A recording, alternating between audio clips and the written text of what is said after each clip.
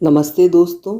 आज चलिए मालती जोशी जी की कहानियों की दुनिया में और आज सुनिए उनकी लिखी हुई कहानी रेत महल। तो शुरू करें कहानी। दरअसल शुरुआत ही कुछ गलत हो गई थी। मुश्किल तो ये थी कि आलोक की समझ में ही नहीं आ रहा था कि गलती कहाँ हुई है। संसार के लाखों लोगों की तरह उसने भी प्रथम मिलन यामिनी की अधीरता से प्रतीक्षा की थी। ढेरों सपने संजोए थे। उन्हीं सपनों में ऊब डूब होता हुआ वो कमरे में आया था। कमरे में मीरा उसकी प्रतीक्षा कर रही थी, पर उसके चेहरे पर आवेग, उत्कंठा या अधीरता का लवलेश भी नहीं था। उसकी मुद्रा ऐसी थी जैसे वो मजबूरन इस कमरे में बैठी हो। अपनी नव परिणीता पत्नी के चेहरे से टपकती बेजारी को उसने लज्जा का ही आवरण मानकर धीरे से दरवाज़ा बंद कर लिया। इसके बाद उसने अलमारी खोलकर वो पैकिंग निकाली जिसे उसने बड़े यत्न से सबकी नज़रों से छिपा कर रखा था। दोस्तों की खास हिदायत थी कि इसे पहली रात को अकेले में खोलना, सिर्फ बीवी के सामने। इसीलिए उस पैकिंग को खोलते हुए उसकी उत्सुकता चरम सीमा पर पहुंच गई थी। जैसे ही आखिरी आवरण हटा, उसकी आंखें संकोच से एक बार की झुक गईं। वो एक खूबसूरत टेबल लैंप था जिसे एक प्रणयी युग्म ने अपनी बाहों में थाम रखा था। कांच से ढला उनका शरीर सौष्ठव देखते ही बनता था और उनकी प्रणय भंगिमा इतनी उत्तेजक थी कि उसने चोर नज़रों से पत्नी की ओर देखा। वो निरपेक्ष भाव से मेजपोश की कढ़ाई का मुआयना कर रही थी। उसे थोड़ी निराशा हुई, पर अगले ही पल अपनी निराशा झटकते हुए उसने लैंप को प्लग में फिट कर दिया और कहा, यार लोगों ने देखो क्या तोहफा दिया है। कल दूसरे प्रेजेंट्स के साथ सबके सामने खुलता तो क्या होता। उन लोगों ने तो देते समय ही जता दिया था। मीरा ने तटस्थ भाव से कहा। हाँ, किस कदर शैतानी पर उतर आए थे सबके सब। कुछ जोक्स तो वाकई नॉनवेज किस्म के थे। उसे खुद संकोच हो आया था। कनखियों से नववधू की ओर देखा था, पर वो ना तो मुस्कुराई थी ना शर्माई थी। उसके दोस्तों ने टिप्पणी भी की थी, प्रोफेसरनी तो एकदम ड्राई लगती है यार, उसे ट्रेंड करने में ही तेरी आधी जिंदगी बीत जाएगी। उसे तब दोस्तों की बात अच्छी नहीं लगी थी। लगा कि वे लोग जरा ज़्यादा ही खुल गए थे। जरूरी नहीं कि हर किसी को इस स्तर का मजाक अच्छा लगे। फिर मीरा तो वैसे भी साहित्य में पीएचडी है, उसका गंभीर होना स्वाभाविक है। पर अब यहाँ कमरे के इस एकांत में बैठी उस तटस्थ महिला को देखकर लग रहा था शायद वो लोग ठीक कह रहे थे। वरना ये भी कोई बात हुई कि आज भी गंभीरता ओढ़े बैठी रहे, भावनाओं का कोई ज्वार उसे आंदोलित न करे। कमरे में एक संवादहीनता की स्थिति उत्पन्न हो गई थी। कुछ तो सन्नाटे को तोड़ने के लिए और कुछ माहौल बनाने के लिए आलोक ने कहा, तुम्हारी सहेलियों ने तुम्हें कोई चुलबुला तोहफा नहीं दिया? मेरी सहेलियां अब फुर्सत में थोड़ी ही हैं, अपने बाल बच्चों को लेकर कब से ससुराल में रच बस गई हैं। मेरा मतलब तुम्हारे स्टाफ से था। नौकरी में तो कलीग्स ही यार दोस्त बन जाते हैं। मैंने अपने स्टाफ को इनवाइट ही नहीं किया। क्या बात करती हो? सच कह रही हूँ। गुंजाइश ही कहाँ थी। दोनों बहनों के ससुराल वालों से और भाभी के पियर वालों से ही घर भर गया था। ऊपर से इतनी लंबी चौड़ी बारात थी। मेरा स्टाफ उस भीड़ में कहाँ खड़ा होता, कौन उनकी आवभगत करता। ये चोट अप्रत्याशित थी। आलोक तिलमिला उठा। उसका मन हुआ अभी पापा के सामने जाकर खड़ा हो जाए और कहे, आपने तो अपनी जिद पूरी कर ली, अब आइए अपनी बहू रानी के मुखार विंद से झरते वचनों को बटोर लीजिए। आलोक का शुरू से आग्रह था कि विवाह समारोह बहुत सादा हो, कन्या पक्ष के यहाँ गिने चुने लोग ही जाएं, बाकी लोगों के लिए छोटा मोटा रिसेप्शन दे दिया जाए। पर पापा नहीं माने।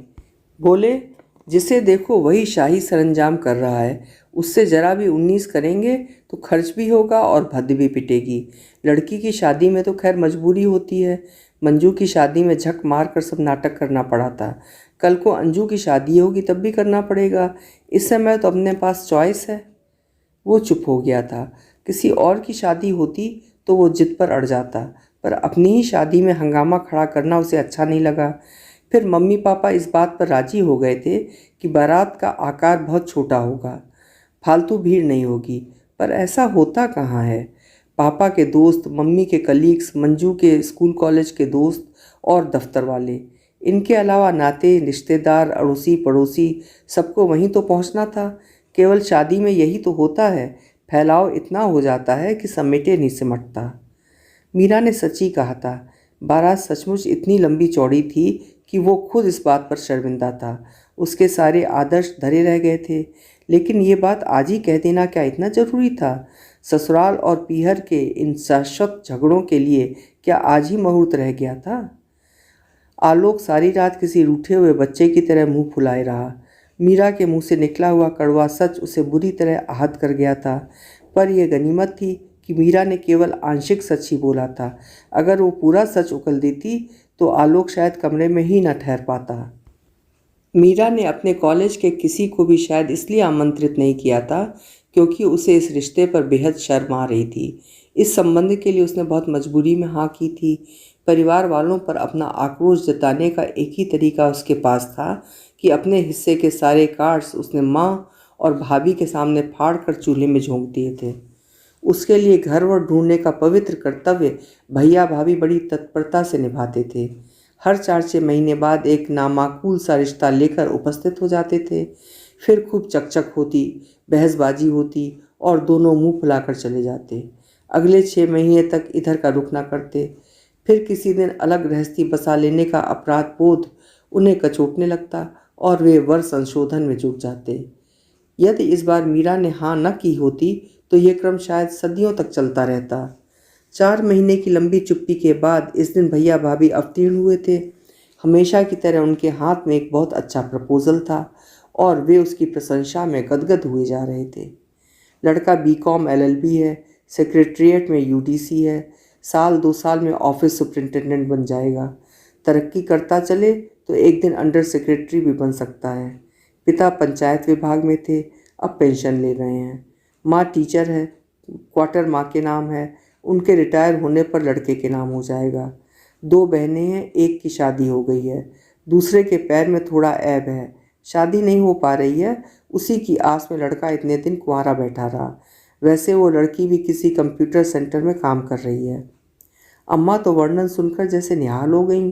उनकी प्रसन्नता देखकर ही मीरा के तन बदन में आग लग गई। बोली, अम्मा तुम्हारा बस चले तो तुम मुझे किसी चपरासी से ही ब्याह दोगी। तो तुझे ब्याहने अब कौन सा राजकुमार आएगा, मैं भी तो सुनूं। भैया बोले, अम्मा राजकुमार मुफ्त में नहीं मिलते, उनके लिए बोरी भर रुपए खर्च करने होते हैं जो मेरे पास नहीं हैं। और राजकुमार ऐसे वैसों को नहीं ब्याहते, उन्हें तो परी चाहिए, परी। भैया की बात तो वो जैसे तैसे जब्त कर गई थी, पर भाभी की बात शूल जैसी गड़ गई। तिलमिलाकर बोली, भाभी परी नहीं हूँ मैं, पर इतनी बदसूरत भी नहीं कि ढंग का लड़का ना मिले।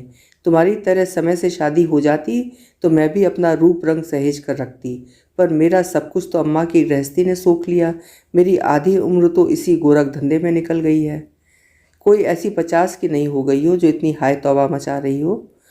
50 की हो जाऊंगी तो तुम्हारे लिए अच्छा रहेगा। फिर हर साल 6 महीने के बाद इस तरह का टटपुंजिया रिश्ता लाने की जहमत नहीं उठानी पड़ेगी। ओह आई से स्टॉप इट। भैया जोर से दहाड़े, क्या कंजरों की तरह लड़ रही हो? और बिट्टो, एक बात साफ सुन लो, 4 लोग टोकते हैं इसलिए यहाँ चला आता हूँ, वरना मुझे अपमानित होने का कोई शौक नहीं है। अगर तुम्हारा यही रवैया रहा तो आगे से इस झंझट में नहीं पड़ूंगा। बड़ी मेहरबानी होगी। मीरा ने कोहनी तक दोनों हाथ जोड़ लिए। भैया तुनक कर बाहर जा खड़े हुए। भाभी ने आंचल फैलाकर अम्मा के पैर छू लिए। क्या करें अम्मा जी, हमारा तो मन बहुत करता है, पर किसी को हमारा यहाँ आना सुहाता ही नहीं, तो क्या करें। अम्मा बिसूरती हुई भाभी को असीसती रहीं। मीरा से ये नाटक और नहीं झेला गया। वो कमरे में चली गई। वहाँ खड़ी रहती तो शायद भाभी का मुंह नोच लेती। पूरी जादूगरनी है। आते ही भैया पर ऐसा जादू किया कि 3 महीने के भीतर अलग गृहस्थी बसा ली।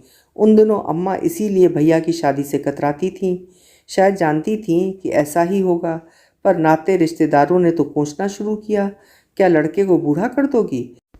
बाद में तो भैया खुद इधर उधर कहते सुने गए कि मेरा जन्म तो बाप की गृहस्थी पार लगाने के लिए हुआ है। उन दिनों मीरा बीए के दूसरे वर्ष में थी। उसी ने पहल की और आग्रह किया कि मैं तो एमए करके ही शादी करूंगी, तब तक भैया को क्यों रोका जाए। भाभी के पिता भी तब तक कितनी चिकनी चुपड़ी बातें करते थे। बहन जी चिंता क्यों करती हैं, दोनों मिलकर कमाएंगे तो आपका घर भर देंगे। अच्छा घर भरने आई थी उनकी बेटी, यहाँ का भी सब ढोकर ले गई। मीरा का भगवान ही जानता है कि उसने कैसे अपनी पढ़ाई पूरी की है। नौकरी के लिए उसे कितने पापड़ बेलने पड़े हैं। आज भैया बोरी भर रुपयों की बात करते हैं। पिछले 10-12 सालों से वो कितना रुपया कमा चुकी है, पर अम्मा की गृहस्थी और अम्मा की दुनियादारी निभाने में सब खर्च हो गए। बड़ी बहनों को तो भैया से कभी एक धेले की भी आस नहीं रही। तीज त्योहार पर सब मीरा ही निपटाती रही है। स्कूटर स्टार्ट होने की आवाज़ से मीरा ने जाना कि भैया भाभी चले गए हैं। भीतर आते ही अम्मा ने उसे आड़े हाथों लिया।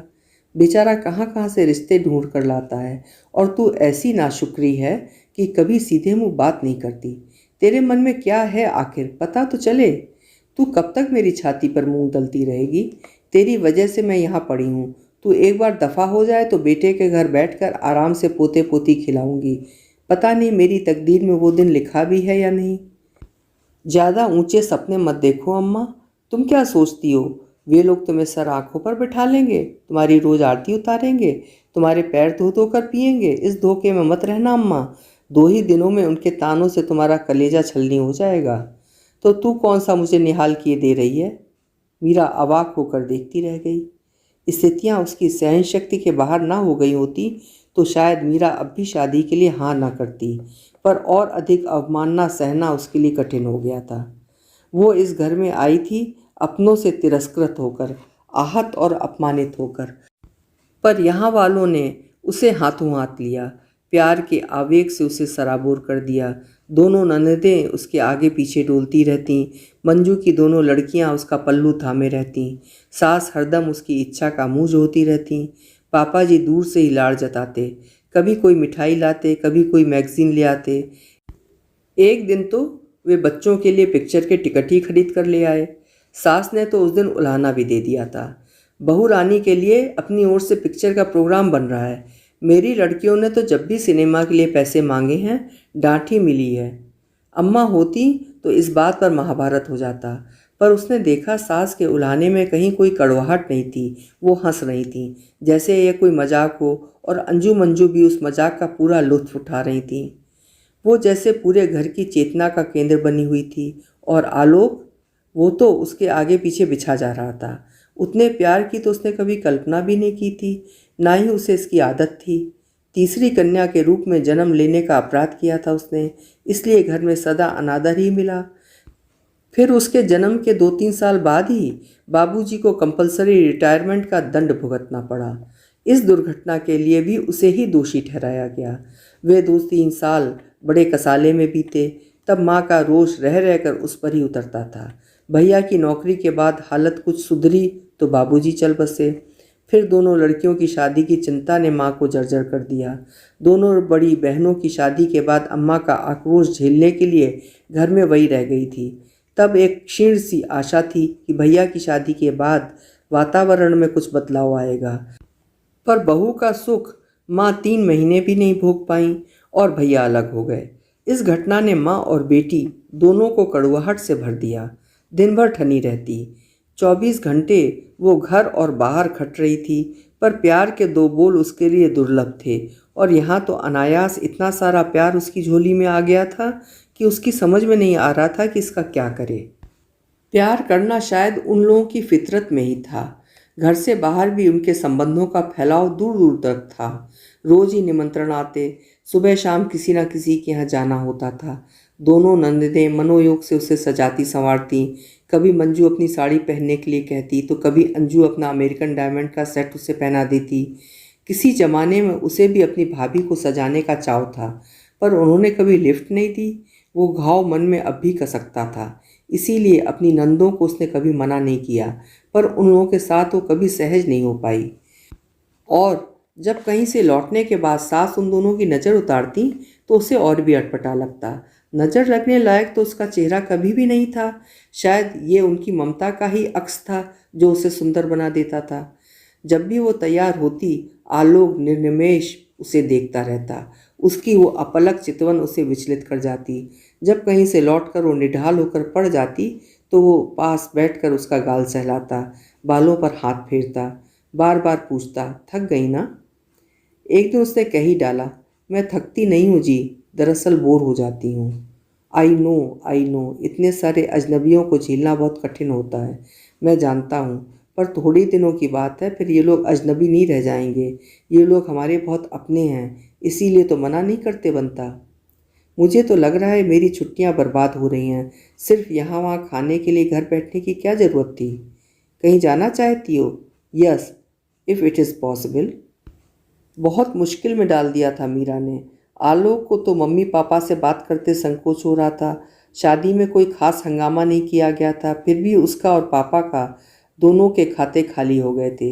इसलिए छुट्टी लेकर वो चुपचाप घर में बैठ गया था। पर अब जबकि मीरा ने खुद इच्छा जाहिर की है। अंजू ने बड़ी समझदारी से समस्या को हल किया था। बोली, पापा मेरी एफडी तोड़ दीजिए। मेरी आज ही कोई शादी तो हो नहीं रही, जिस दिन होगी देखा जाएगा। उस दिन क्या दादा हाथ पर हाथ धरे बैठे रहेंगे? 10,000 रुपये लेकर आलोक मीरा को बम्बई घुमाने ले गया।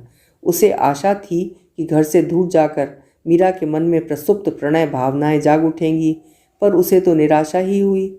मीरा तो घर से दूर इसलिए आई थी कि इतने लोगों के निरंतर संग साथ से उसे घबराहट होने लगी थी। उसका दम घुटने लगा था। बम्बई से लौटते हुए आलोक का मन चाहे भारी रहा हो, पर वो काफ़ी हल्का महसूस कर रही थी। वहाँ से वो खाली हाथ भी नहीं आई। मम्मी पापा, अंजू मंजू, रिंकी पिंकी सबके लिए उपहार लाई थी। सास तो एकदम धन्य हो गई। 10,000 खर्च हो गए, कोई बात नहीं। बहू में कुछ तो चेतना जागी, नहीं तो अब तक तो सारा वन वे ट्रैफिक ही चल रहा था। आलोक ने यह बात किसी पर जाहिर नहीं होने दी कि उपहारों की पेशकश उसी ने की थी। माँ की आंखों से छलकती खुशी को देखकर उसे लगा कि उसका श्रम सार्थक हुआ। ज्यों ज्यों दिन आगे सरकते जा रहे थे, मीरा का मन संशय में ऊब डूब होने लगा। पिछले दिनों वो अपने परिवेश से एकदम कट गई थी। 1 महीने के अज्ञातवास के बाद कॉलेज जाकर सबका सामना करने में उसे घबराहट महसूस हो रही थी। वो चाहती तो छुट्टी बढ़ा सकती थी। बरसों बाद उसे इतने इत्मीनान की ज़िंदगी जीने का मौका मिला था। न कॉलेज की हाय तौबा, न घर की आपाधापी, न प्रिंसिपल की धौंस दपट, न अम्मा की चकचक। इस आराम की, सुकून की तो उसने कभी कल्पना भी नहीं की थी। पर इस आराम से भी वो धीरे धीरे ऊबने लगी थी।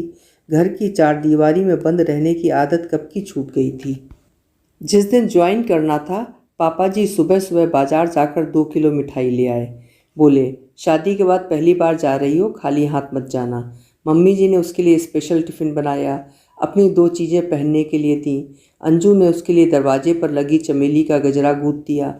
आलोक ने सुबह मुंह अंधेरे उठकर उसकी टीवीएस चमका दी थी। सबने मिलकर उस दिन को एक उत्सव का रूप दे दिया था। इतना हंगामा तो उस दिन भी नहीं हुआ था जिस दिन उसने पहली बार नौकरी ज्वाइन की थी। इस हंगामे से एक फ़ायदा ज़रूर हुआ, उसकी घबराहट काफ़ी हद तक कम हो गई। जब वो चलने लगी तो आलोक ने हौले से पूछ लिया, अकेली चली जाओगी ना? नौकरी को कितने साल हो गए हैं जानते हैं? आलोक बुरी तरह झेंप गया। बाद में रास्ते पर आने के बाद एहसास हुआ कि अकेले चलने की आदत सचमुच छूट सी गई है। पिछले दिनों जब भी वो घर से बाहर निकली, साए की तरह कोई ना कोई साथ रहा है। और तो और अपनी टीवीएस की सवारी भी वो शायद 1 महीने के अंतराल के बाद कर रही है। कॉलेज में पाँव रखते ही सबने उसे आड़ों हाथे लिया। बधाई तो बाद में थी, पहले खूब लानत मलामत की। मिठाई का पूरा डिब्बा चट करने के बाद जोरदार पार्टी वसूल की। सबके सब आलोक को देखने के लिए उत्सुक थे। ये तो अच्छा हुआ जो आलोक ने मिठाई के डिब्बे के साथ चुपके से एल्बम भी उसके बैग में रख दिया था। उसकी शादी में किसी को इतनी उत्सुकता होगी ये तो उसने सोचा ही नहीं था। लोग बाग बड़ी अधीरता से पन्ने पलट रहे थे। रेणुका बोली, व्हाट ए हैंडसम बॉय। शायद इसीलिए तूने हमें शादी में नहीं बुलाया, सोचा होगा हमारी नज़र लग जाएगी। क्यों? क्या आलोक सचमुच हैंडसम है? उसने तो इस दृष्टि से कभी सोचा ही नहीं। उसे खुद अपनी भी तो खबर कहाँ है। सबके सब उसकी निखरी निखरी रंगत और भरे भरे चेहरे की प्रशंसा कर रहे थे और उसे आश्चर्य हो रहा था। जब शोर शराबा खत्म हो गया तो समीना ने अकेले में धीरे से पूछा, तूने इतनी चुपचाप से शादी की कि हम लोग सोच बैठे थे कि कोई ऐसी वैसी बात होगी, पर ऐसा तो कुछ भी नहीं है। जाति बिरादरी का लड़का है, घर वालों ने धूमधाम से शादी की है, फिर क्या परेशानी थी? किसी को बुलाया क्यों नहीं? सच कहूँ समीना, इस शादी में मेरा जरा भी मन नहीं था। बस अम्मा के लिए हाँ कर दी समझ लो। मुझे तो जरा भी मज़ा नहीं आया। तुझे कितना मज़ा आया ये तो तेरे चेहरे की रंगत ही बता रही है। समीना ने चुटकी ली, तो मीरा बुरी तरह झेप गई। मीरा, इस बार समीना का स्वर गंभीर था, इस उम्र में शादी हो जाए यही गनीमत है। मुझे देखो, रेणुका को देखो, कब से दिया जलाकर रह गुजर में बैठे हैं, पर इस राह से कोई गुजरता ही नहीं। पहली बार मीरा को लगा कि उसकी शादी कोई इतनी बड़ी दुर्घटना नहीं है। कम से कम रेणुका और समीना की दृष्टि से तो ये एक अच्छी घटना ही है। बेचारी रेणुका, 5 भाई हैं पर किसी के पास फुर्सत नहीं है। 2 तो विदेश में ही जाकर बस गए हैं। समीना के यहाँ तो कोई देखने वाला ही नहीं है। एक अम्मी भर हैं तो वो बेनिहायत पुराने ख्यालों की और पर्दानशी हैं। हिंदुस्तानी लड़कियों के साथ यही तो परेशानी है, अपने खोल से बाहर निकलना ही नहीं चाहती। अपने आप कुछ तय कर लें तो उसके लिए भी गट्स चाहिए। संस्कार तो घुट्टी में ऐसे मिले हैं कि घर लौटने में ज़रा देर हो जाए तो मन अपराध बोध से भर उठता है। शादी तय करना तो बहुत बड़ी बात है। मीरा के भैया ने कम से कम एक उपकार तो किया, कैसा भी सही उसके लिए एक लड़का तो ढूंढ दिया। पर खुशी का ये एहसास चंद घंटे भी साथ न दे सका। घर लौटते ही उसका मन अवसाद से भर गया। कॉलेज में सबने कहा था कि इस पार्टी से काम नहीं चलेगा, घर पर जोरदार दावत देनी होगी। सबको, यहाँ तक कि छात्राओं को भी आलोक से मिलने की उत्सुकता थी। क्या कहकर मिलवाएगी सबसे, और इस दड़बे में किसी को कैसे बुलाएगी। कैसे कैसे सपने संजोए थे उसने, पर सब इस जी टाइप दड़बे में आकर दफन हो गए। अगर किसी बाबू की ही बीवी बनना था तो इतने दिन तक प्रतीक्षा करने की क्या ज़रूरत थी। अपने भाग्य का मातम मनाते हुए हफ्ता गुजर गया तो उसे पता ही नहीं चला। उस दिन दफ्तर जाते हुए आलोक ने कहा, सुनो, आज अपनी सैलरी लेकर आओ तो पापा के हाथ में देना, उन्हें अच्छा लगेगा। ओह, तो आज 1 तारीख है, उसे तो याद ही नहीं था, पर इन लोगों को खूब याद रहा। 1 तारीख यानी वेतन। उसका वेतन जो शायद आलोक के वेतन से ज़्यादा है, निश्चय ही सबकी नज़र उस पर होगी। वही तो खास आकर्षण है। उसी के लिए तो मीरा को फूल पान की तरह सहेजा जा रहा है।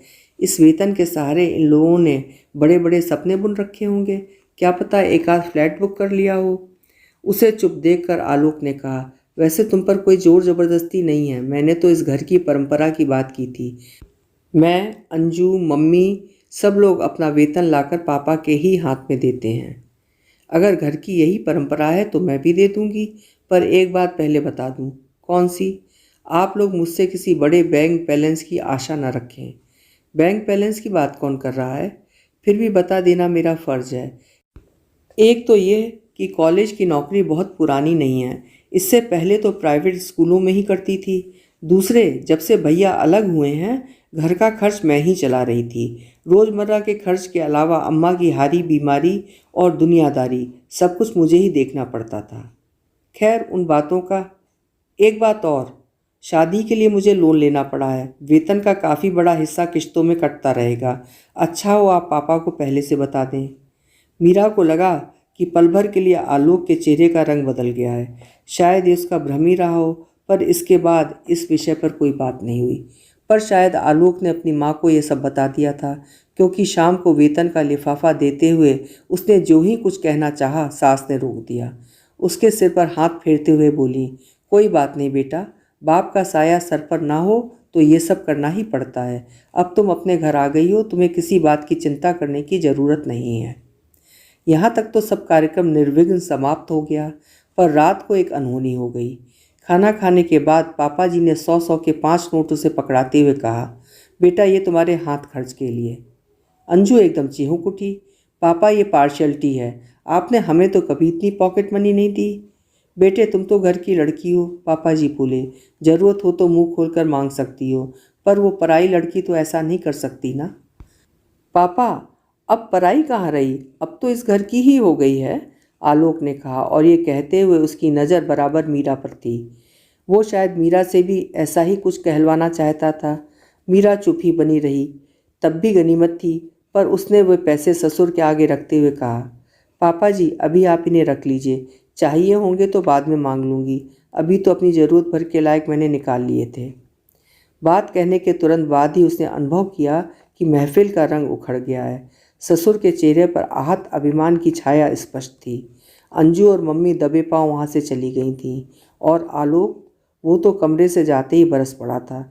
इतनी सत्यवादी बनने की क्या ज़रूरत थी? पापा क्या तुमसे हिसाब मांग रहे थे? अपनी समझ से मैंने कोई गलत काम नहीं किया, सच ही बोला है। सच बोलते समय दूसरों का अपमान करना क्या जरूरी है? देखो, मैंने जानबूझकर किसी का अपमान नहीं किया। सच तो यह है कि मुझे इस तरह की परंपराओं की आदत नहीं है। सुबह जब मुझे उस परंपरा के बारे में बताया था, इसके बारे में भी बता देते, तब किसी का मान भंग नहीं होता। शादी के बाद खुल्लम खुल्ला ये पहली झड़प थी।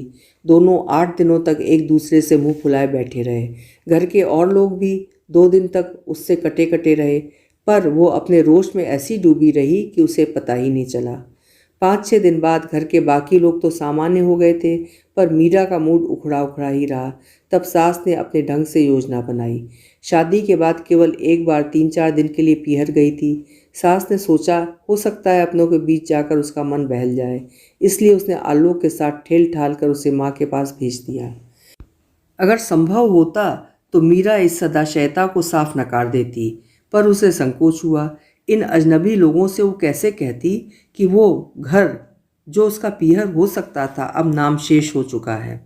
भैया को पता नहीं क्या जल्दी थी कि मीरा की शादी के 15 दिन बाद ही अम्मा को सामान समेत उठा ले गए। मीरा को भैया के घर से कभी भी लगाव नहीं रहा, बल्कि चिढ़ ही थी। पर एक बार भोजन का निमंत्रण आया था तो मजबूरी में जाना पड़ा। अम्मा बहुत खुश नजर आ रही थीं। उस समय तो उनकी खूब आवभगत हो रही थी, पर मीरा जानती थी कि ये 4 दिन की चांदनी है। 6 महीना बीतते न बीतते भाभी अपनी असली वाली पर उतर आएंगी, और तब मीरा चाहकर भी कुछ न कर पाएगी। अम्मा की गृहस्थी पर तो भाभी का कानूनी हक था, पर मीरा का सामान भी भाभी ने अपने कब्जे में कर लिया था। सबका सब उठा लाने की बेशर्मी तो वो कर ही नहीं सकती थी, पर इस बार गई तो अपनी खास खास चीज़ें जैसे पुस्तकें, कैसेट्स, गरम कपड़े और कुछ शो पीसेज उठा लाई। 2 in 1 भैया ने खुद उठाकर दे दिया। सारा सामान पलंग पर पटक कर वो असमंजस में पड़ गई। इन सबको रखूंगी कहाँ? वैसे तुम ये दूसरा सामान यहाँ से उठवा लो तो अब भी काफ़ी स्पेस निकल आएगी। आलोक ठीक कह रहे थे। कमरे में एक लकड़ी का बड़ा रैक था, पर उसमें दुनिया भर के पैकिंग्स पड़े हुए थे। मीरा ने उन्हें खोलकर देखने का भी कष्ट नहीं किया था। खोला तो उसमें से किचन की ज़रूरत का सारा सामान निकल आया। मेल्मा वेयर का डिनर सेट था, पर्ल पेट के कंटेनर्स थे, बोन चाइना का टी सेट था, सशल्स थे, नॉन स्टिक तवा था, हॉट केस था, लंच बॉक्स और वाटर बॉटल्स थे। भाभी ने अपनी समझ से काफ़ी कुछ दिया था। शायद इसीलिए मीरा ने उस सामान को अनदेखा कर दिया था। उसने सारा सामान सास के सामने ले जाकर रख दिया। अभी लाई हो? उन्होंने पूछा। नहीं, शादी में ही भाभी ने दिया था, खोलने का समय ही नहीं मिला। सास हैरत से उसे देखती रह गई। कैसी लड़की है ये, इसे अपना सामान देखने की भी ललक नहीं है। वे खुद इतनी उत्सुक हो उठी थीं, पर बहू के सामने अपने अधैर्य का प्रदर्शन नहीं करना चाहती थीं। पर अंजू ने उनकी मुश्किल आसान कर दी। उसे तो इस तरह का परहेज बरतने की कोई ज़रूरत नहीं थी। उसने सारे बक्से खोल डाले और सामान फर्श पर बिछा दिया। उसके उत्साह का अंत नहीं था। उसने उसी शाम किचन की सारी सजावट बदल डाली। वैसे भी मीरा की सास बहुत सुघड़ थी। उनकी रसोई बड़े करीने से सजी हुई थी। पीतल के, स्टील के, एल्यूमिनियम के, प्लास्टिक के जो भी डिब्बे थे साफ सुथरे और ढंग से लगे हुए थे। अचार के मर्तबान झालरदार कपड़ों से बंधे हुए रहते थे। छोटा मोटा सामान कांच की सुंदर शीशियों में रखा हुआ था। अंजू ने ये सारे संस्कार माँ से विरासत में पाए थे। अपनी 1.5 टांगों पर उचक उचक कर उसने सारा सामान ऐसी खूबसूरती से फिट कर दिया कि किचन की काया ही पलट हो गई। मीरा वहाँ खड़ी होकर उसका हाथ बटा रही थी। अंजू का उत्साह देखकर वो सोच रही थी कि काश इसकी शादी हो जाए तो ये अपनी गृहस्थी कितने शौक से सजाएगी। सब कुछ मन माफिक जमा लेने के बाद अंजू पिता और भाई को दिखाने के लिए बुला लाई। मीरा संकोच से अपने कमरे में चली गई। वहां जाकर देखा पलंग पर सारा सामान बड़े व्यवस्थित ढंग से जमा दिया गया है। मतलब उधर बहन लगी हुई थी तो यहाँ भाई भी खाली नहीं बैठे थे। ये उत्साह और उमंग लोग कहाँ से ले आते हैं? उसे तो लगता है जैसे उसका सब कुछ निचुड़ गया हो। आलोक कमरे में आते ही बोला, वाह, तुमने तो किचन का रूप ही बदल डाला। सब अंजू की करामात है। मम्मी पापा इतना खुश हो रहे थे, जानती हो क्यों? इतने दिनों तक तुमने सामान नहीं खोला था तो वे समझ रहे थे कि तुम्हारा अलग रहने का इरादा है। कहीं कहीं ऐसा भी होता है ना? कहीं कहीं क्यों, हमारे घर में ही हुआ था। हमारी भाभी तो अपना सामान लाई ही नहीं थी। अलग होने के बाद उनके पिताजी सब कुछ नए घर में पहुंचाए। मीरा, एक बात कहूँ? कभी कभी कोई खास चीज़ अपने हाथ से बनाकर खिलाया करो, पापा बहुत खुश होंगे। उसे इतना ताव आया, ये आदमी हर बात में पापा की आड़ क्यों लेता है, खुद भी तो कह सकता है। उसने कहा, खास बात तो मुझे कुछ आता ही नहीं, आप कहें तो रोज़ का खाना बना दिया करूँगी। मैं कहूँ तो बनाओगी? तुम्हें अपने से कभी इच्छा नहीं होती? आलोक ठीक कह रहे थे। शादी के बाद से रसोई में उसका दखल नहीं के बराबर था। कभी कभार चाय बना दी या सब्जी काट दी, बस। बाकी दोनों वक्त का खाना अंजू की मदद से मम्मी ही बनाती थीं। उन्होंने मुंह खोलकर कभी मीरा से कहा नहीं, न मीरा ने कभी अपनी ओर से पहल की। एक बात साफ साफ कह दूं? आलोक का चौंकना स्वाभाविक था। मीरा की साफ साफ बातों से उसे अब खौफ होने लगा था। फिर भी कहा, बोलो। बात यह है कि 14 साल की उम्र से, यानी कि छोटी जीजी की शादी के बाद से खाना बना रही हूँ। इसलिए खाना बनाना अब मेरे लिए रूटीन हो गया है। उसमें शौक जैसी कोई बात नहीं रह गई है। रसोई और गृहस्थी इतनी छोटी उम्र से मेरे गले पड़ गई है कि अब उसमें नयापन नहीं लगता, सारा उत्साह ही खत्म हो गया है। आलोक ने गहरी सांस भरकर विषय को वहीं समाप्त कर दिया। हाँ, इस वार्तालाप का इतना असर अवश्य हुआ कि शाम का खाना मीरा ने अपने जिम्मे ले लिया। उसके लिए तो ये एक फ़र्ज अदायगी भर थी, पर परिवार ने उसे हर तरह से नवाजा। उसकी बनाई मटर पनीर की सब्जी पड़ोस में भेजी गई। पकौड़ी वाली कढ़ी खाने के लिए अंजू अपनी सहेलियों को न्योताई। हर आने जाने वाले से पापा कहने लगे, पुलाव बनाना तो कोई हमारी बहू से सीखे। उसे लगता जैसे घर वाले उसकी तारीफ करने पर तुल गए हैं। दीपावली पर उसने घर में अल्पना दी तो देखने के लिए सारी बिल्डिंग को बुला लिया गया। आलोक के सुझाव पर उसने पापा के लिए स्वेटर बुना तो पूरे मोहल्ले में नुमाइश कराए। अंजू के जन्मदिन पर आलोक एक महंगा सूट ले आया था, पर नाम उसने मीरा का ही बताया। सारी सखियों में अंजू की भाभी अपनी चॉइस और जेनरस नेचर के लिए मशहूर हो गईं। आलोक पत्नी को परिवार में प्रतिष्ठित करने के लिए जी जान से जुटा हुआ था। परिवार वाले भी उसे अपने में समो लेने के लिए प्राण प्रण से चेष्टा कर रहे थे, पर वो जल में कमल पत्र की भांति अलग थलग ही बनी रही। इस तरह टूट कर प्यार करना तो उसने कभी सीखा ही नहीं था। स्नेह का उचित आदान प्रदान न हो तो ऊष्मा के स्रोत भी सूखने लगते हैं। मीरा को जितना अपनाने का प्रयास किया गया उतनी ही वो दूर छिटकती गई। अंजू की उम्र तो ये सब जानने समझने की नहीं थी। पापा जी तो पुरुष थे, इतनी महीन दृष्टि पुरुषों के पास होती भी नहीं है। पर आलोक की माँ धीरे धीरे गहरी हताशा में डूबने लगी। वे जब तब बेटे का चेहरा पढ़ने का प्रयास करती। उन्हें अपने सुख दुख की परवाह नहीं थी। अपनी जिंदगी तो वे जी चुकी थी, बस बेटा खुश बना रहे। पर क्या वो सचमुच खुश था? दिन इसी तरह निरापद बीत रहे थे, पर एक सुबह वातावरण अचानक खुशनुमा हो उठा। सुबह की चाय के बाद मीरा को जोर की उबकाई आई। बाथरूम से लौटी तो पसीने से तरबतर थी। आलोक तो एकदम घबरा गया, पर मम्मी जी के चेहरे पर अरसे बाद एक मुस्कुराहट तैर गई। बहू की पीठ धीरे धीरे सहलाते हुए उन्होंने 2-4 जरूरी सवाल पूछ डाले और तत्काल दोनों की छुट्टी का ऐलान कर डाला। छुट्टी तो आलोक भी लेना चाहता था, पर उसे डांट डपट कर ऑफिस भेज दिया गया। 10 बजे दोनों सास बहू मेडिकल चेकअप के लिए चल पड़ी। शरीर और मन जब निढाल हों तो किसी का भी स्नेहिल स्पर्श और मनुहार भरा स्वर जादू का सा काम कर जाता है। मीरा का मन भी सास के प्रति एकदम तरल हो उठा था, पर सरकारी अस्पताल के गलियारे में बेंच पर बैठकर अपनी बारी की प्रतीक्षा करते हुए उसका मूड फिर उखड़ने लगा था। शादी के बाद उसने भी शिशु जन्म के सपने देखे थे, पर उसकी कल्पना का वर्तमान चित्र से कोई तालमेल नहीं बैठ रहा था। उसे अपने भाग्य पर चिढ़ हो आई। उसका सोचा कुछ भी क्यों नहीं हो पाता, हर बार उसे निराशा ही हाथ क्यों लगती है। आया ने बड़ी देर बाद बेहद बदतमीज़ लहजे में जब पहले उसका नंबर और बाद में उसका नाम पुकारा तो उसे जैसे आग लग गई। उस आग में सुलगती हुई वो भीतर दाखिल हुई। सास बड़े उत्साह से सारा ब्यौरा दे रही थी, पर खुद उसने सारे प्रश्नों के उत्तर बड़ी बेरुखी से दिए। डॉक्टर तो फिर सरकारी अस्पताल वाली ही थी, उसने भी सास की मीठी बोली का लिहाज नहीं किया।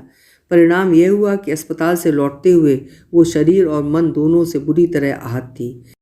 अपने शरीर में होने वाले इस अंकुरण के प्रति वो अभी ठीक से पुलकित भी नहीं हो पाई थी कि उसे इस सारे व्यापार से वितृष्णा हो गई। घर लौटकर वो कमरे में पस्त होकर पड़ रही। सोच रही थी कि खाने का बुलावा आएगा तो साफ इनकार कर देगी, पर सास ने उसे बुलाया ही नहीं। कमरे में ही गरम गरम उपमा बनाकर दे गई। यही नहीं, 4 बजे पापा जी को भेजकर उसके लिए ताज़ा खस्ता कचौड़ी भी मंगवा दी। इस लाड़ प्यार के बावजूद उसका मन रूठा ही रहा। आलोक जब दफ्तर से लौटा तब भी वो अलगाई सी बिस्तर में पड़ी हुई थी। उसकी जूठी प्लेटें अब तक पलंग के नीचे पड़ी भिनभिना रही थीं। उन्हें अनदेखा कर आलोक ने कहा, मैंने कहा बधाई हो। मीरा ने करवट बदलकर उसकी ओर देखा। मीरा की आंखों को देखकर आलोक की आंखों में झिलमिलाती दीपमाला भी मलिन पड़ गई। किस बात की बधाई? अब ये भी बताना पड़ेगा। इसमें बधाई की क्या बात है? हर घर में शादी के बाद यही सब तो होता है। मेरे घर में तो ये पहली बार हुआ है, और मैं तुम्हारी तरह विद्वान नहीं हूँ कि खुश होने वाली बात पर भी मुंह चढ़ाकर बैठ जाऊं। ये विद्वान वाला जुमला चुभने वाला था। मीरा ने तिलमिलाकर कहा, मेरे विद्वान होने ना होने से क्या फर्क पड़ता है? मेरे साथ भी तो वही सब हो रहा है जो औरों के साथ होता है। आलोक सिर धुनकर रह गया। इस औरत को शायद कभी समझ नहीं पाएगा। थोड़ी देर बाद बुझे से मन से उसने कहा, मम्मी कह रही थी कुछ ज़रूरी टेस्ट करवाने हैं, कब चलना है? सुबह जाना होगा, आप परेशान न हो, मैं चली जाऊंगी। और सुबह वो सचमुच अकेले ही निकल जाएगी, इसका किसी को इल्म भी न था। आलोक तो उस समय बाथरूम में था। मीरा ने रसोई में झांक कर सास को इत्तला भर दी और चल पड़ी। सुबह सवेरे घर से निकलने का एक कारण यह भी था कि वो अपनी एक कलीग के हाथ छुट्टी की एप्लीकेशन देना चाहती थी। वहाँ से चली तो सीधे डॉक्टर आभा वर्मा की क्लिनिक के पास जाकर रुकी। कॉलेज जाते आते अक्सर ये बोर्ड उसने देखा था, शायद इसीलिए दिमाग में रजिस्टर हो गया था। यहाँ भी शायद वो जल्दी ही आ गई थी। अभी साफ सफाई ही चल रही थी। शुक्र था कि रिसेप्शनिस्ट आ गई थी और उसका नाम सबसे ऊपर लिख गया था। वो काफ़ी साहस बटोर कर घर से चली थी और मन ही मन उसने काफ़ी रिहर्सल भी की थी, पर डॉक्टर के सामने बैठते ही वो नर्वस होने लगी। उसने चुपचाप कल वाला पर्चा सामने सरका दिया। डॉक्टर ने पर्चा पढ़ा और प्रश्नार्थक दृष्टि से उसकी ओर देखा। जब वो कुछ नहीं बोली तो पूछा, क्या यहाँ रजिस्टर कराना चाहती हैं?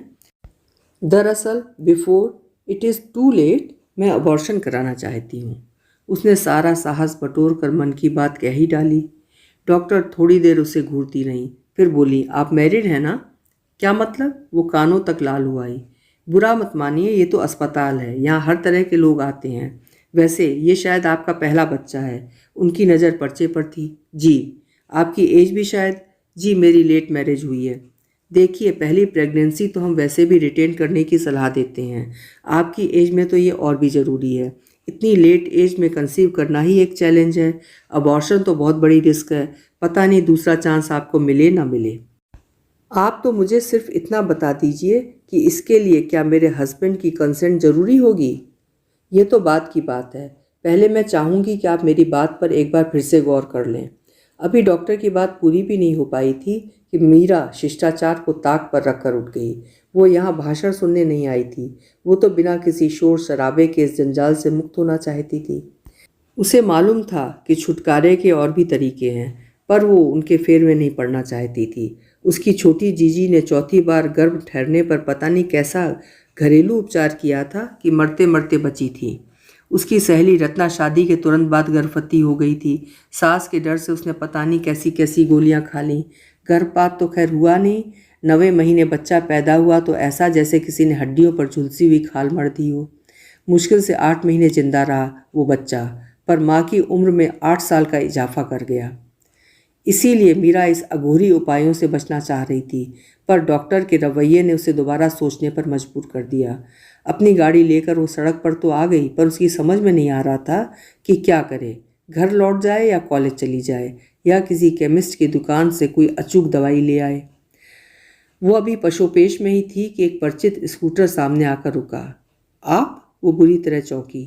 जी हाँ, आपका अदना सेवक। सुबह सवेरे कहाँ चली गई थी? 2-3 पैथोलॉजिकल लैब्स के चक्कर लगा आया हूँ। अब सीधे तुम्हारे कॉलेज जा रहा था कि नज़र आ गई। लेकिन इस तरह पीछा करने की क्या ज़रूरत थी? ये जाकर अपनी महिमा मई सास से पूछना। उन्होंने तो मुझे नाश्ता भी नहीं करने दिया और दौड़ा दिया। बोली, संकोच के मारे उसने कहा नहीं होगा, ज़रूर कोई तकलीफ़ होगी। अब तुम्हें डॉक्टर के यहाँ से निकलते देखा तो सोचता हूँ मम्मी वॉज राइट। क्या प्रॉब्लम थी? क्लिनिक के सामने इस तरह खड़े होकर बात करना मीरा को अजीब सा लग रहा था। आने जाने वाले उसे घूर रहे थे। आलोक उसकी परेशानी समझ गया। बोला, घर से कुछ खाकर नहीं चली थी ना? मैं भी वैसे ही निकल पड़ा था, चलो चलकर कुछ खा लेते हैं। काफ़ी दूर जाकर उन्होंने एक रेस्तरां चुना जहां कॉलेज के छात्राओं के आने की संभावना कम थी। कोने की एक मेज़ चुनकर आलोक ने मसाला डोसा और कॉफ़ी का ऑर्डर दिया। फिर इत्मीनान से बैठते हुए कहा, हाँ अब बताओ, डॉक्टर ने क्या कहा? डॉक्टर क्या कहेगी? जो कुछ कहना था मुझे ही कहना था। मतलब? मैं अबॉर्शन करवाने गई थी। क्या? आलोक तो एकदम सकते में आ गया। सरकारी अस्पताल में बच्चा जनने से तो अच्छा है बच्चा पैदा ही ना किया जाए। क्या सिर्फ यही कारण है? मीरा कुछ नहीं बोली। अपने मन को वो खुद भी ठीक से नहीं जान पाई है। आलोक को क्या बताएगी? देखो, सरकारी अस्पताल का तो ऐसा है। बड़ी देर बाद आलोक ने बुझे बुझे से स्वर में कहा, मम्मी के अपने बच्चे भी वहीं पैदा हुए, मंजू को भी वहीं दिखाया था, इसलिए तुम्हें वहाँ ले गई। पर ज़रूरी तो नहीं कि डिलीवरी भी वहीं हो। मसलन जिस अस्पताल में तुम अबॉर्शन करवाना चाहती हो वहाँ डिलीवरी भी तो करा सकती हो। डिलीवरी सारी समस्याओं का अंत तो नहीं, बल्कि वो तो शुरुआत है। क्या हम एक नई जिम्मेदारी लेने लायक हैं? तुम तो हो, मेरी बात जाने दो। मैं भी इस समय जिम्मेदारियां बढ़ाने की मनस्थिति में नहीं हूँ। आलोक थोड़ी देर निर्निमेष उसे देखता रहा, फिर बोला, जैसी तुम्हारी मर्जी, लेकिन एक रिक्वेस्ट है, मेहरबानी करके कहीं अकेले मत चली जाना। हाँ, एक बात और, मम्मी से अभी इस विषय में बात मत करना प्लीज़, मैं बाद में उन्हें समझा दूंगा। उस दिन इस विषय पर फिर दोनों में कोई बातचीत नहीं हुई थी, पर अगली सुबह आलोक उससे भी पहले तैयार हो गया। मीरा से कुछ बिना पूछे उसने घर में ऐलान कर दिया, मम्मी आज हम लोग ज़रा जल्दी निकल जाएंगे, डॉक्टर के यहाँ होते हुए जाना है। इस घोषणा के बाद पूरा घर हरकत में आ गया। पापा जी ने अपना नहाना मुलतवी करके मीरा के लिए बाथरूम खाली कर दिया। अपना पूजा पाठ अधूरा छोड़कर मम्मी पराठे उतारने लगी थीं। जब तक मीरा नहा धोकर तैयार हुई, अंजू कमरे में 2 प्लेटें लगाकर दे गई थी। तुम्हारा इस समय कुछ खाना शायद ठीक ना होगा। अंजू, भाभी के लिए 1 गिलास दूध दे जाओ। कल रात से आलोक ने सारी कमान अपने हाथ में ले रखी थी। मीरा के लिए सोचने समझने का, कहने सुनने का काम भी वही कर रहा था। उसी की बदौलत वो सास की नज़रों में तैरते प्रश्नों से किनारा कर सकी। चलते समय उसने जैसे ही अपनी गाड़ी की चाबी उठाई, आलोक ने टोक दिया, इस समय मेरे साथ चली चलो, लौटते समय ना होगा तो टैक्सी कर लेंगे। इस तरह आंखें फाड़ कर क्या देख रही हो? लौटते समय तुम क्या ड्राइव करने की स्थिति में रहोगी? वो बुरी तरह झेम गई।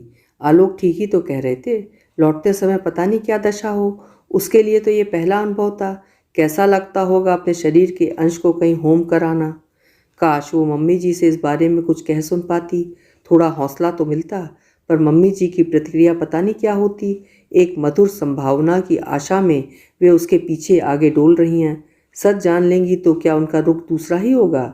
तभी तो आलोक ने कहा था, प्लीज़ मम्मी से अभी कुछ मत कहना, मैं बाद में समझा दूंगा।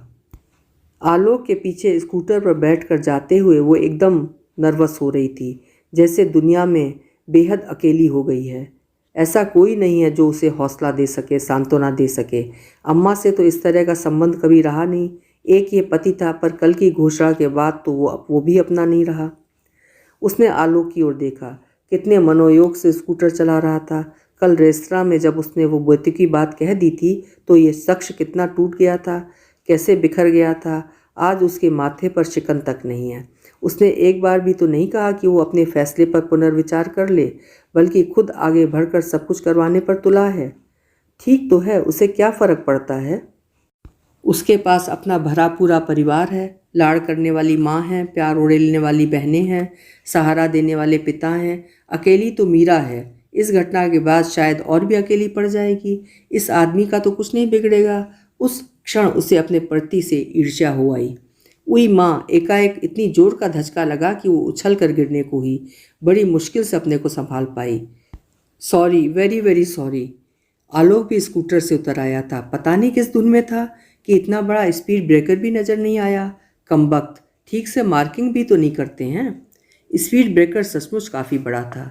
तुम ठीक तो हो ना? तुम्हें कहीं चोट तो नहीं आई? आलोक बार बार पूछ रहा था। उसकी व्यग्रता पर उसे हंसी आ रही थी। बोली, आपके सामने 1 पीस तो खड़ी हूँ। नहीं, मेरा मतलब था। संकोच के मारे वो पूरी बात ना कर सका। अगर वैसी भी कोई बात हो तो क्या फ़र्क पड़ता है, हम लोग तो उसी काम के लिए जा रहे हैं।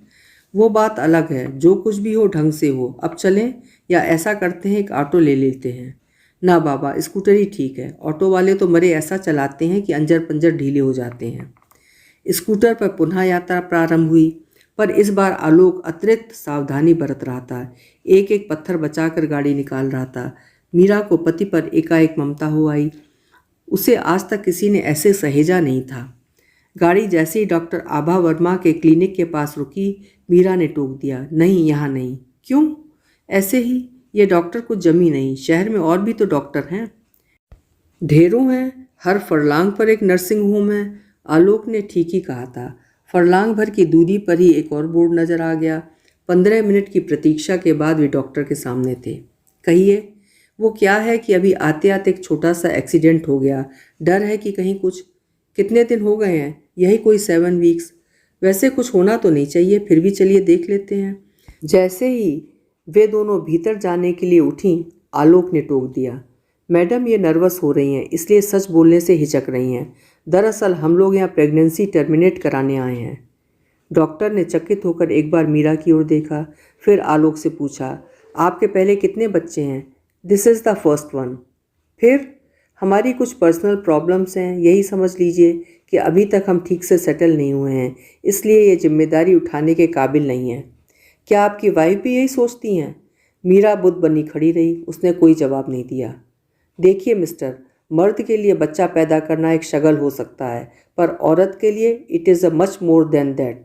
It is not only physical attachment, it is an emotional involvement also. औरत के लिए बच्चा क्या होता है आप मर्द लोग कभी नहीं समझ पाएंगे। खासकर इस उम्र में पहले बच्चे को खोने का दर्द तो इट इज़ बियॉन्ड इमेजिनेशन। मैं चाहती हूँ आप इस बात पर अपनी वाइफ के नज़रिए से भी गौर फरमाएं। मैडम, हम लोग घर से खूब सोच समझ कर ही निकले थे। आप तो मुझे बस इतना बता दीजिए कि मुझे कहाँ कहाँ दस्तखत करने होंगे, और ये भी कि अंदाजन कितना खर्च आएगा, ताकि मैं बैंक जाकर इंतज़ाम कर सकूं। ये सब तो बात की बातें हैं। पहले मैं चाहूँगी कि आप लोग घर जाकर खूब अच्छी तरह सोच विचार कर लें। 4-5 दिन में कोई फ़र्क नहीं पड़ेगा, फिर आप जैसा चाहें। मैं तो यहाँ क्लिनिक खोल कर बैठी हूँ, पर हर चीज़ का एक इंसानी पहलू होता है। You must honour the sentiments of your partner. दोनों दंदनाते हुए बाहर निकल आए। सड़क पर आते ही आलोक गुर्रा कर बोला, ये क्या पागलपन है? तुमने तो डॉक्टर की नज़र में मुझे विलेन ही बना डाला। पता नहीं क्यों ये बच्चा मुझे बहुत अपना सा लगने लगा है, और मुझे इस बच्चे से बेइंतहा नफ़रत हो गई है। नफ़रत क्यों? क्योंकि ये हमारे प्यार की निशानी नहीं है। प्यार तो हमारे बीच कभी रहा ही नहीं। तुम सिर्फ मजबूरी निभाती रहीं, और मैं उसे तुम्हारा एहसान मानकर झेलता रहा। इस रिश्ते को कोई भी नाम दिया जा सकता है सिवा प्यार के। मीरा हतबुद्धि सी पति को देखती रही। मैं समझ गया था कि सरकारी अस्पताल का तो बहाना था, उस बहाने तुम स्थितियों का मखौल उड़ा रही थी। आक्रोश जताने का तुम्हारा ये अपना ढंग था। जिस समय तुमने अबॉर्शन की बात सोची होगी, तुम्हारी नफरत शायद अपने चरम पर होगी। मीरा ने सिर झुका लिया। मीरा, हम लोग अमीर नहीं हैं, कभी भी नहीं थे, पर धन के अभाव को हमने परस्पर प्यार से पूरा किया है। मेरी माँ ने यह घरौंदा स्नेह के धागों से बुना है। उसने तुम्हें भी अपने में समो लेना चाहा। तुम्हारी संतान को भी वो ममता से अंक में भर लेगी, पर मैं अपनी माँ के साथ छल नहीं करना चाहता। किसी की नफरत का अंश गोद में लेकर वो ममता में ऊब डूब होती रहें, ये मुझे कभी अच्छा नहीं लगेगा। अपनी बात समाप्त करते करते आलोक ने घड़ी देखी। 11 बज चुके हैं। क्या इरादा है? घर जाओगी या कॉलेज? स्कूटर से छोड़ दूँ या ऑटो से चली जाओगी? उसका स्वर इतना निरपेक्ष था कि मीरा सिहर उठी। और आप? मैं तो सीधे दफ्तर जाऊंगा। एक दिन की छुट्टी जाया करने में क्या तुक है? मीरा का मन अभिमान से भर उठा। उसका अंतस 100 झंझावातों से जूझ रहा है, और इस आदमी को अपनी छुट्टी की पड़ी है। तो ठीक है, यही सही। आप दफ्तर जा रहे हैं ना? हाँ, कोई काम था? काम क्या होगा, बस यही कि जाने से पहले ज़रूरी कागज़ों पर दस्तखत करते जाइए। मेरी छुट्टी का तो आज 3रा दिन चल रहा है। और साड़ी का पल्लू मुंह में ठूंस कर वो नर्सिंग होम के कॉरिडोर में अंतर्ध्यान हो गई। अभी आप सुन रहे थे मालती जोशी जी की लिखी हुई कहानी रेत महल। कहानी आपको कैसी लगी मुझे कमेंट बॉक्स में ज़रूर लिखिएगा। मैं प्रतीक्षा करती हूँ। आपका समय जो आप मेरे साथ व्यतीत करते हैं उसके लिए आपको बहुत बहुत धन्यवाद।